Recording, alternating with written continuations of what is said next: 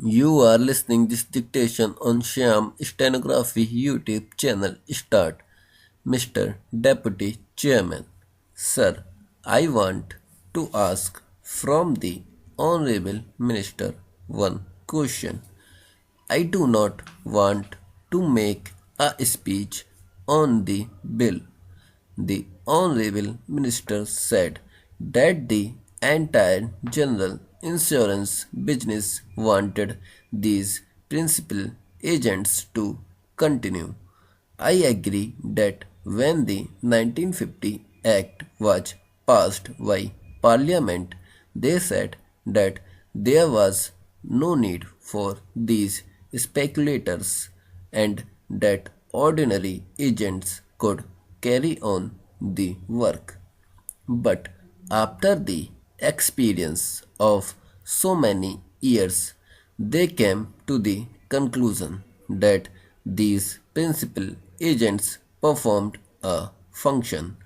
You know, sir, that this general insurance business is quite different from life insurance business. It is a most risky business. A business like fire insurance, marine insurance, etc. Large amounts of money are involved there. For instance, in the case of fire insurance, rupees 1 lakh is almost the minimum. The premium is very small, so the nature of business is quite different, and because of the nature of this business, if there is a dishonest agent, he can abuse the privileges. As I said, sir, it is a matter of fire insurance and whether all the provisions of the contract have been fulfilled or not is not clearly stated. If there is an unscrupulous agent, he can certainly make a wrong report. Similar is the case in marine insurance. All sorts of goods come from foreign countries and they are insured. Then there is the inspection carried out. When inspection takes place, the agent is generally present. The principal agents used to be firms, recognized firms of some status as against an individual agent. These firms had a status, they had a capital, they had a background, and they used to employ two or three subsidiary agents to carry on the work. Naturally, these principal agents had an important place. I suppose, in regard to the Act of 1950, the Parliament, in its wisdom, came to the conclusion that principal agents might not be necessary, but there is the experience of 7 years. I want to know from the Honorable Minister why, when the industry comes to the conclusion after an experience of 7 years that the principal agent is an important person in performing a function, this via media was adopted. The Honorable the Deputy Finance Minister said that this was only a via media. They can continue as ordinary agents.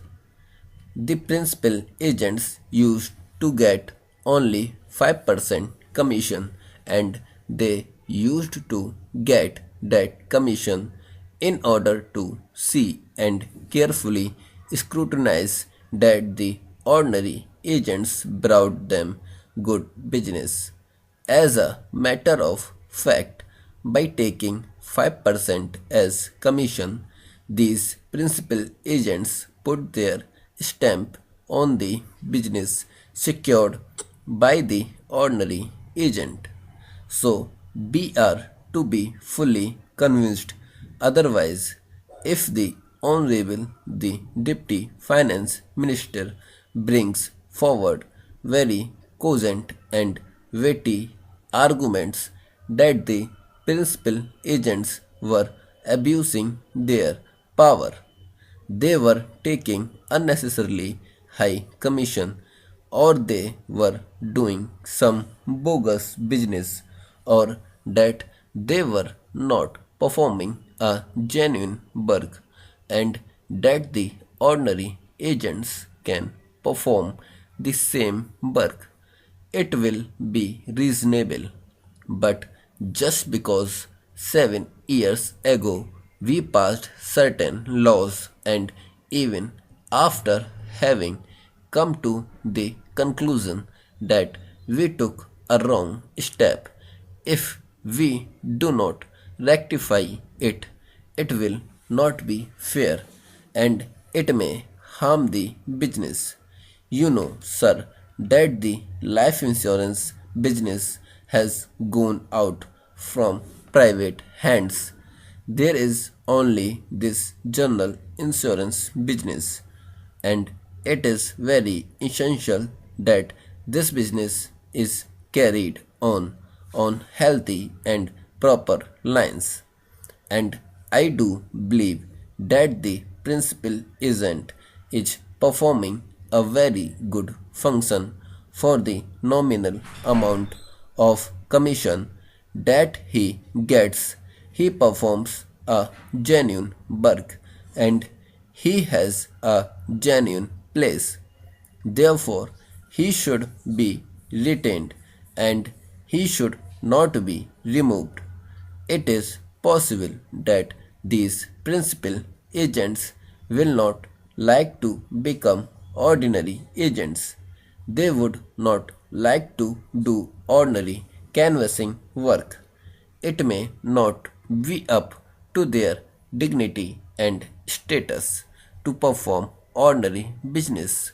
So, here I would like to get an explanation on this point from the minister. The other thing is about the alteration of section 118. I heard some time back that the government of India were thinking of entering the general insurance business.